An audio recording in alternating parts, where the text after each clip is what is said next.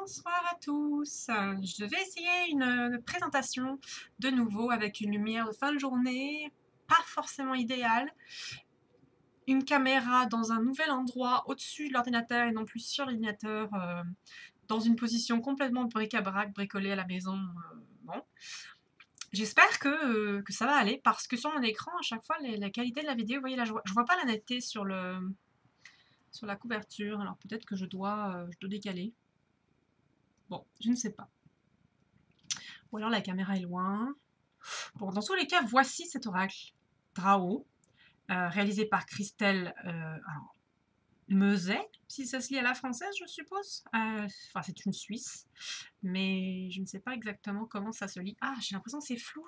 Ça va beaucoup me stresser. Bon, je vais vous faire les impressions à chaud sur tout ce qui me vient à l'esprit. Donc, la boîte est une boîte rigide, comme il s'en fait beaucoup maintenant. Au dos, vous avez... Peut-être qu'il faut que je le mette beaucoup plus comme ça. Vous avez quelques images du jeu, l'anglais et le français, parce que c'est un ouvrage qui a été traduit par Christelle, je crois. Et toutes les informations, le site web, la première édition, Lisbonne, voilà, très classique.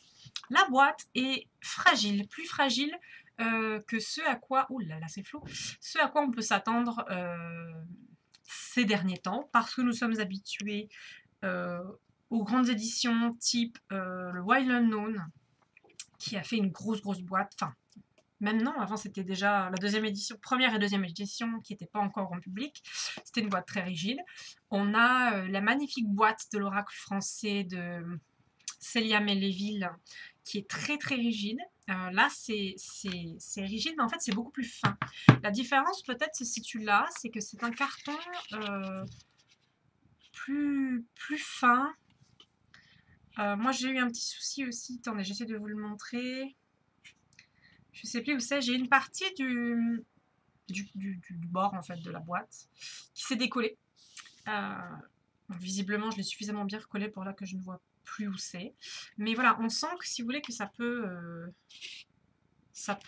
notamment les parties ici, les parties des bords et pas forcément le dessus, ça peut tout à fait s'étendre, se casser, c'est moins rigide que ce dont on a l'habitude. Donc c'est un petit moins, mais ça reste vraiment tout à fait joli. C'est mat. Que je dise pas de bêtises, attendez. Non, remarquez, c'est peut-être légèrement brillant. Bah oui, non, en fait, je dis des bêtises, c'est brillant. C'est verni, en fait, peut-être. C'est pas exactement... Je sais plus. J'en perds mon vocabulaire ce soir. Bon, ça n'est pas grave. À l'intérieur, on trouve donc le livret qui est fait pour être adapté à la boîte, comme ça se fait dans les grandes éditions et les petites éditions. Ce que je trouve effectivement chouette, c'est que vraiment, on a une seule boîte avec tout dedans. Le livre reprend la même illustration que la couverture. Elle est très joliment faite en miroir. Il faut retourner son livre pour avoir la version anglaise. Oh, j'ai fait des bêtises. Alors, c'était ça la version française, c'est pour ça. Version française, si on se tourne, c'est en anglais, donc il faut le retourner. Et donc, on a une moitié du livre dans une langue et l'autre moitié du livre dans l'autre. Je vais y arriver, tout ça c'est logique. Ça c'est l'anglais, c'est le français. Voilà. Le petit livre, c'est le plus facile parce que je l'ai dans les mains, est imprimé sur un papier glacé, blanc, vous savez, très blanc, tout en noir et blanc. Avec très peu de fioritures. C'est direct à l'essentiel. Vous avez une explication sur le titre. Du grec ancien faire et agir. Donc la particule vient d'un verbe. Voilà.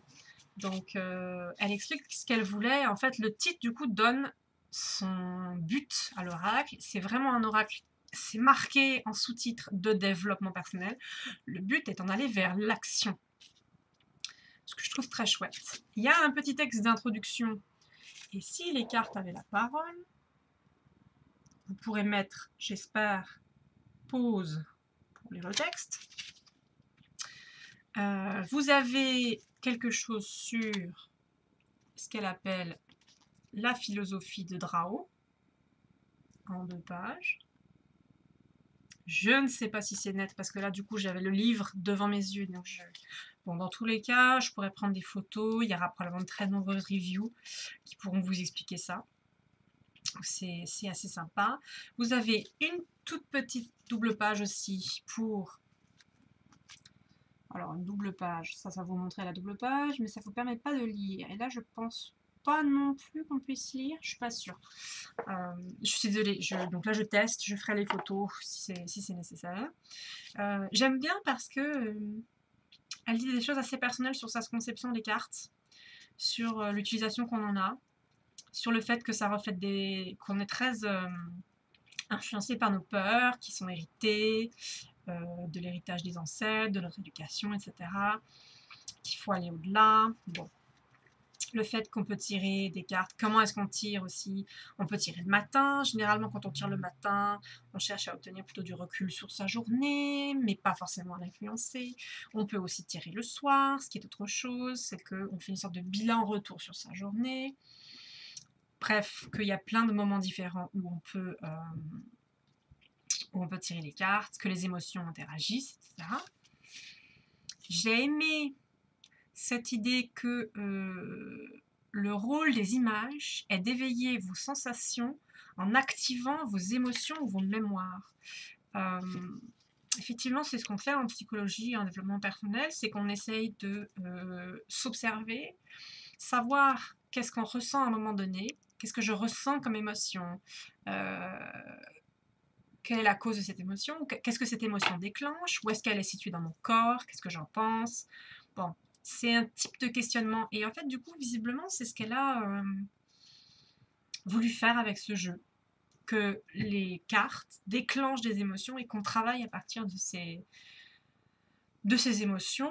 Vous me direz que c'est souvent le cas avec des oracles, parfois même des tarots selon l'approche qu'on en a. Quand on n'est pas dans la cartomancie traditionnelle, effectivement, on compte sur ce qu'on appelle souvent le ressenti, et donc ce sont des émotions, ce sont les ressentis directs à partir de l'évocation, des évocations que provoquent les images. Mais là, c'est un petit peu plus spécifique. Je ne sais pas comment dire. Étant donné que c'est un travail artistique à la base, j'ai l'impression qu'on sent que vraiment il y avait cet objectif, cette intention. Je veux déclencher des choses en vous par mes images. Et je veux... et du coup, ces émotions peuvent être travaillées, peuvent être creusées pour approfondir, aller plus loin. J'ai trouvé quelque part sur une des cartes, oui, parce qu'il y a aussi des petites cartes qui accompagnaient l'enveloppe. Elle est donc aussi énergéticienne, praticienne PNL et INLPTA. J'ai pas vérifié ce que c'était. Et puis développement personnel dans son sens, il y a quelque chose dans le coaching, dans la psychologie, qui dirige cette recherche. Voilà. Elle expliquera aussi que certaines personnes pourront réfléchir aux images, là où d'autres, au contraire, leur ressenti, leur inspiration se déclenche sur du texte. Donc elle prend en compte différents types de profils, et vous voyez tout ça donc dans des petites doubles pages. Mais du coup, moi j'ai trouvé ça très inspirant, donc j'ai aimé. Il y a aussi un exemple de tirage. Est-ce que je vais réussir? Est-ce que vous voyez ça? Il nous fait le focus ou pas? Pourquoi est-ce que c'est aussi flou? Je suis désolée. Normalement, il devrait. Surtout que là, j'ai caché mon visage, donc je ne sais pas. Bon, je vais arrêter là. Cultiver son arbre de vie, 7 en 3 cartes. C'est un tirage qu'on peut faire régulièrement pour, elle dit, prendre l'habitude de se questionner et de se regarder de manière positive et constructive. Carte 1, vos branches. Ce que vous voulez nourrir pour déployer votre potentiel. Ce qu'on reflète à l'extérieur en travaillant sur notre intérieur, ce que l'on veut attirer parfois. Le tronc, carte 2, le tronc, parle des besoins de votre corps physique, de votre bien-être émotionnel et psychique. Oh, j'ai du mal ce soir. Donc voilà, on atteint bien en prenant soin de soi, on atteint la stabilité, la confiance et le bien-être. La troisième, les racines, parle de votre structure intérieure, de votre positionnement par rapport à votre entourage et à votre famille. Vous y construisez votre ancrage, votre liberté d'être, votre légitimité, votre structure et votre sécurité. C'est assez chouette ce tirage en 3 cartes, très simple mais très efficace je pense. Et ensuite vous avez voilà des toutes petites représentations des cartes avec leur titre. Oh mon dieu, cette caméra, oh, c'est atroce. Est-ce qu'il faut que je le mette en fait sous les yeux de la caméra? Non, peut-être. Oui. Ah, on dirait qu'il faut que je le mette juste devant. Voilà. Et donc vous avez une description et à la fin une série de questions. Souvent c'est le cas quand on essaie de faire un travail un peu plus psychologique dans différents oracles et tarots. Comment dire, le contenu, les idées, les concepts qui sont expliqués dans le petit texte de départ sont retournés en quelque sorte dans des applications, mais dans des applications qui sont sous forme de questions. Donc vous avez les textes parfois, comme vous voyez, un peu plus courts. Là, c'est la lumière de mon écran qui fait ça. Voilà, là c'est plus court, là c'est plus long. Ça va dépendre, mais grosso modo, on a toujours une carte, une page. C'est trié par ordre alphabétique. Et donc ça va jusqu'au bout. Toutes les annotations complémentaires étaient faites avant la description des cartes. Donc vous avez la dernière carte qui sera l'univers, ici. Et donc quand vous tournez la page, vous avez les remerciements. Et donc de l'autre côté, vous avez les remerciements à l'envers, en anglais, puisque donc le livre se retourne. Et puis, on est arrivé au milieu du livre, là. Donc, c'est la fin du morceau précédent qui est en anglais. Donc, vous voyez, vous avez une partie en français, une partie en anglais. Ce qui est dommage, c'est que les pages ne sont pas numérotées. J'étais très étonnée, j'ai jamais vu ça. Quel que soit le titre de livre, on numérote toujours les pages. Donc, c'est un livret, mais enfin, quand même. Donc, ben, il faudra le faire soi-même. Donc, je ne peux pas vous dire combien il y a de pages en français, combien de pages en anglais, combien de pages en tout. Il n'y a pas, pour l'instant. Vu que je viens de l'ouvrir, je viens de le recevoir aujourd'hui. Voilà pour le livret, couverture glacée, papier glacé, dos carré collé. J'aurais aimé en avoir plus, mais moi je suis gourmande, j'aime toujours en avoir plus, mais je pense qu'il est, il est synthétique. Je pense vraiment que c'est intéressant et elle explique aussi que ce qui est important, ce sont donc nos émotions par rapport aux cartes, nos ressentis par rapport aux cartes, et donc pas juste ce qu'elle va nous dire.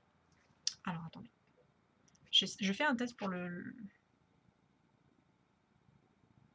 côté flou, pas flou. Ouais, je pense qu'il faut que je les mette devant lui, sinon ça marche pas. Donc, au fond du paquet, je vais vous leur faire un petit essai. Vous voyez, voilà. Il y a les cartes qui sont très légèrement plus petites, en fait, que le livre. Le livre prend toute la boîte. Donc, la boîte est légèrement plus grande. Et en dessous, vous avez les cartes qui ballonneront très peu, parce qu'en hauteur, c'est vraiment poil près, pour qu'on puisse les extraire. C'est sur le côté qu'on a de la place. Que dire sur... Je sens toujours les odeurs de colle. Ah, c'était cette partie-là qui s'est décollée. Je ne sais plus. La lumière descend, j'ai l'impression. Ça se fait de plus en plus sombre. Bon, je vais essayer de faire vite. Donc, les cartes sont grandes, hein, sont vraiment cartes d'oracle. C'est une... Attendez, je vais faire directement comme ça. C'est une pleine main. Une carte de tarot serait au minimum plus étroite, mais elle serait peut-être même un peu moins haute. Donc, je les ai fait tomber, donc elles sont plus dans l'ordre. Mais au départ, quand vous les ouvrez, elles sont classées par ordre alphabétique, tout comme dans le livret. Ce sont des cartes très fines. Bon, j'en ai vu des plus fines, voyons. Mais elles sont plutôt fines, en tout cas. Elles sont mates. Elles sont vraiment ni glacées, ni brillantes. Surtout pas brillantes, ni même vernies. Là, c'est vraiment du mat pur. Vous avez un dos comme ceci. Je crois qu'il a fait la mise au point. Qui du coup n'est pas réversible, mais enfin en fait, comme le motif est... Comment dire? Le motif étant abstrait, est-ce que c'est important de... Je vais retenir dans quel sens il se met? Peut-être qu'à l'usure, j'allais dire, à l'usage, je vais retenir qu'en fait le sens droit c'est le soleil en bas là. Enfin on s'en fiche un peu. À l'intérieur du livret, j'ai pas précisé, mais je vous ai montré normalement d'à peu près. Il n'y a aucune précision sur carte à l'envers, carte à l'endroit, donc ce sera à la discrétion de chacun de choisir ça. Elles sont pas conçues comme ça ou pas prévues pour. elles sont fragiles. Elles sont clairement fragiles. Moi, j'ai des bords que j'ai abîmés avec mes doigts. Pas exactement mes ongles, je pense, mais vraiment mes doigts. Quand j'ai voulu enlever le plastique qui entourait les cartes, j'ai des morceaux qui ont été abîmés. Donc, elles peuvent s'abîmer facilement. C'est un regret. Parce que j'y suis pas allée comme une bourrine. Parce que ça veut dire que si en les battant, en les mélangeant, ça va être délicat. Si je les ramasse mal, les manipule avec les clients, les amis, ça va peut-être s'abîmer. On sent que la facture est agréable en main, est vraiment agréable en main, mais douce, mate, très lisse, mais fragile. Donc vous voyez aussi, c'est que si vous faites des... Je dis vous voyez, mais je ne montre rien. Je pense qu'à l'usure, il y aura aussi des petites marques blanches. Quand ce sera corné, quand ce sera très légèrement... je ne sais pas comment dire. Ça fait des coins, des pliures, enfin, ça prend des coups, quoi. Je pense que les cartes vont prendre des marques blanches et j'espère pas, mais je crains que ça s'effeuille, vous savez, que ça... C'est comme si c'était deux choses collées l'une sur l'autre et que ça se... J'espère me tromper, c'est une première impression à chaud. On verra. Elles glissent très bien. Elles sont pas brillantes, elles sont pas, mais elles sont très agréables, très faciles à étaler. Vraiment, ça, presque même trop. Enfin, en tout cas, je veux dire, potentiellement, ça glisse même beaucoup mieux que pas mal de jeux. Et souvent, les cartes mates, elles sont, je sais pas comment dire, elles sont collées. Elles absorbent la matière, puis elles sont collées les unes avec les autres. Là, c'est mat, mais ça glisse vraiment très bien. Par contre, effectivement, je trouve que c'est un papier mat typique qui absorbe. Donc, si vous êtes fétichiste des cartes, ou tout simplement hygiéniste, tout comme vous voulez, elles vont absorber les marques d'humidité quand on sue très légèrement. Elles vont absorber toutes les traces de gras quand on a les mains pas propres. D'ailleurs, même ma boîte, j'ai remarqué ça tout à l'heure. Mon grand étonnement, ma boîte a des traces aussi, je suppose, de gras, ou de sueur. Enfin, bon, je sais, il faisait ni chaud aujourd'hui, ni pas, mais j'ai mis des traces sur la boîte. Bon, donc voilà. Je pense que la vidéo va être très longue. J'ai pas de durée là, je crois pas. Je suis désolée. Donc voilà pour la texture des cartes, pour leur qualité qui du coup bah, moi m'inquiète un peu, me déçoit nécessairement un peu. J'avais un beau projet sous les yeux, j'avais des très belles illustrations, j'avais envie d'en profiter plus, j'avais envie de ne pas m'inquiéter de l'usure vu que c'est un petit projet sur l'équivalent d'un Kickstarter, mais un Kickstarter suisse. Je ne sais pas si, vu qu'elle l'a publié une première fois, elle va démarcher les maisons d'édition. Je ne sais pas si, avant cela, elle pourrait faire une deuxième édition en modifiant des choses ou pas. Je ne sais pas ce qu'elle a prévu. Donc, elle ne le sait peut-être pas non plus. Donc, on verra. Mais du coup, je crains un peu. La dernière remarque vis-à-vis des cartes, c'est la qualité de l'impression. Et peut-être même encore plus que la qualité du papier. Ma déception, c'est ça.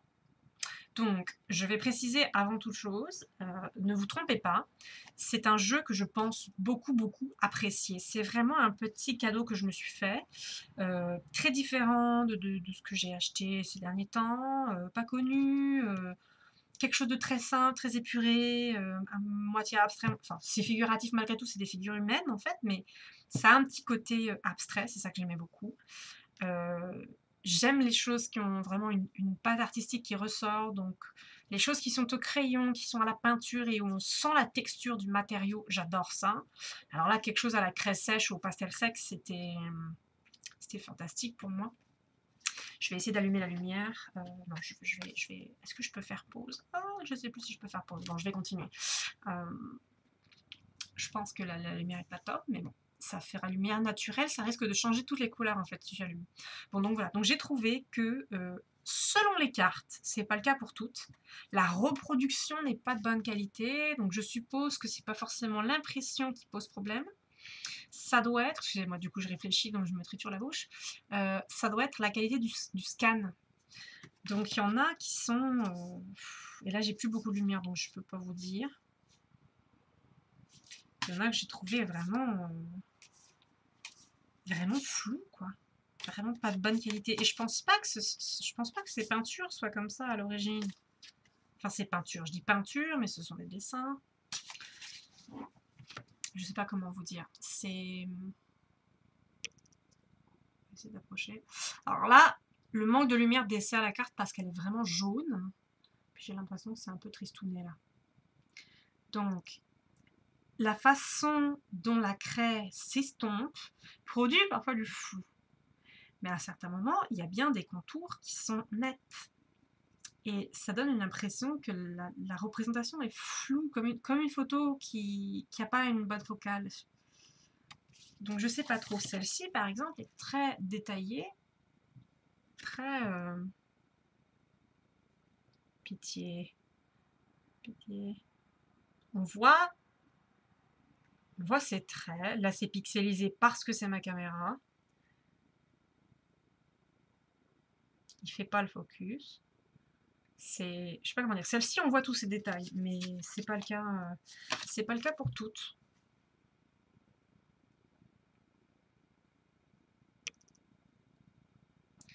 Bon, il y en a toutes les couleurs pour présenter rapidement. Il y en a des bleus, il y en a des jaunes. Donc il y en a des bleus comme on avait ici. Il y en avait des jaunes. Il y en a des rouges violettes avec du jaune. Là, il y en a encore une bleue. Une bleue. Rouge, bleu. Plus ou moins dans les teintes de la couverture qui sont violacées en fait. Mais là, c'est plus tirant sur le... Je vais y arriver. Sur le rouge que sur le violet. Là, c'est bleu. Bleu et jaune. Bleu. Jaune et rose. Bleu. Jaune et bleu. Bleu. Il y a beaucoup de bleu. Ah. Là, c'est... Alors ça paraît verdâtre ou kaki à la caméra, alors que c'est vraiment un vert... Putain, un vert sapin. Je suis désolée. Là, la lumière dessert vraiment le projet. Je suis désolée, je les passe très vite parce qu'à la limite, il faudrait faire une autre vidéo avec juste les images. Il faudrait que je demande à Christelle d'ailleurs, j'aime beaucoup celle-ci, s'il lui reste des exemplaires à vendre ou pas, parce qu'est-ce que ceux qui seraient intéressés maintenant peuvent en acheter? Est-ce qu'elle en a fait plus que ce qui avait été commandé sur Kickstarter, enfin sur l'équivalent de Kickstarter? Alors là, bon, elles sont à l'envers, mais vous avez les formes et puis les couleurs, parce que c'est aussi pour ça que je les montrais. Celle-ci est vraiment orange et jaune, puis ça paraît étrange à la caméra. Celle-ci est un peu verte comme l'autre. Je les passe de nouveau...